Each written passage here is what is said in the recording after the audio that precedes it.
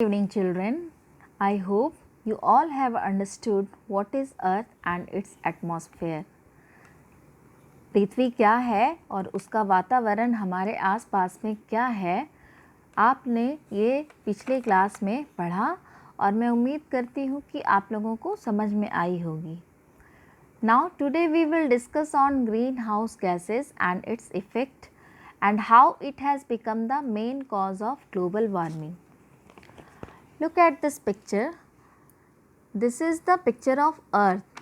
ये क्या है बच्चों? ये पृथ्वी है और ये इसके चारों तरफ इसका वातावरण जिसे हम लोग एटमॉस्फेयर कहते हैं.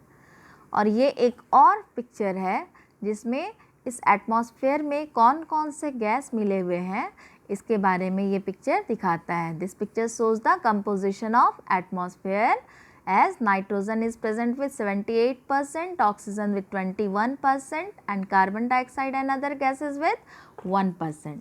So today we will study what are the greenhouse gases.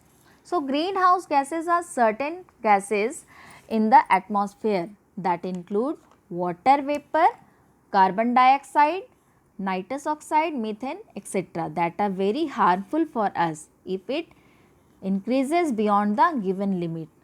Beyond the given limit means यहाँ आप देख रहे हैं ना बच्चों, यहाँ पर कार्बन डाइऑक्साइड और अदर गैसेस का प्रोपोर्शन 1% दिखा रहा है.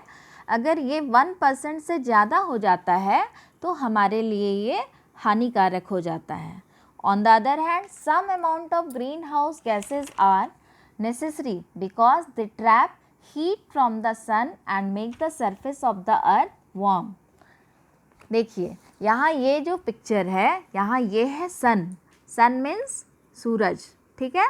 ये हमारी धरती है और ये हमारे धरती के चारों तरफ एटमॉस्फेयर है. और एटमॉस्फेयर क्या होता है? Gaseous layer, different gaseous layer, ठीक है.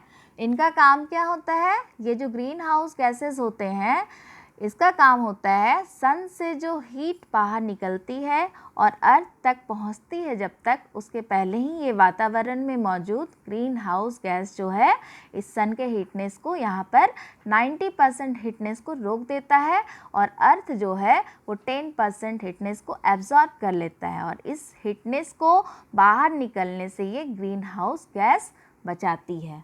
Which means without these gases, heat would escape back into the space and the temperature of the earth would be about 60 degree Fahrenheit colder. मतलब अगर ये गैस यहाँ मौजूद नहीं रहेगा, ग्रीन हाउस गैस मौजूद नहीं रहेगा तो अर्थ क्या हो जाएगा? अर्थ हमारा ठंडा हो जाएगा, जिसकी वजह से the situation occur, the life of the living organism would become difficult. यहाँ पे जीव जंतुओं का रहना मुश्किल हो जाएगा. So dear children, sun is the main source of heat. ये सन ही सबसे मेन सोर्स होता है, एक जरिया होता है जिससे हमें हीट मिलती है. So it is the main source of heat for the earth and 10% of heat is absorbed by the earth and remaining 90% is reflected back into the space.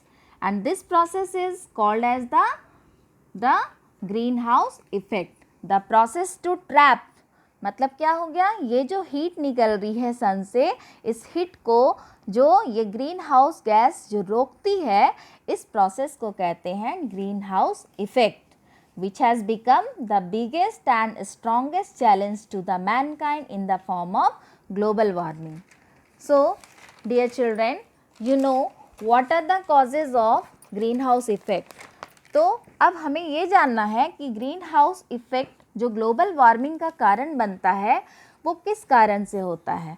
तो ये जो पिक्चर आप देख रहे हैं, first picture is showing deforestation. Deforestation का मतलब होता है पेड़ को काटना, और इसको हम लोग कैसे रोक सकते हैं? Bye planting more and more trees. Another cause for global warming is the smoke and dust coming out from the industries and vehicles. इसके लिए हम लोग तरह तरह के न्यू टेक्निक को इस्तेमाल करके स्मोक और जो डस्ट पार्टिकल्स हैं उसको एनवायरनमेंट में फैलने से रोक सकते हैं. अगर हम लोग ऐसा नहीं करेंगे तो क्या होगा? Temperature of the earth will increase. that will disturb the rain cycle of seasons. जो रेन साइकिल जो हमारा चलता है, एक सीज़न चलता है, गर्मी से ठंडा, गर्मी से बारिश, बारिश से ठंड, ये जो रेन साइकिल है ये डिस्टर्ब हो जाता है, जिससे क्या होता है, it adversely affect the vegetation and agriculture as well our nature. ठीक है बच्चों, तो हमारा ये as human being it's our duty to protect our earth where we live.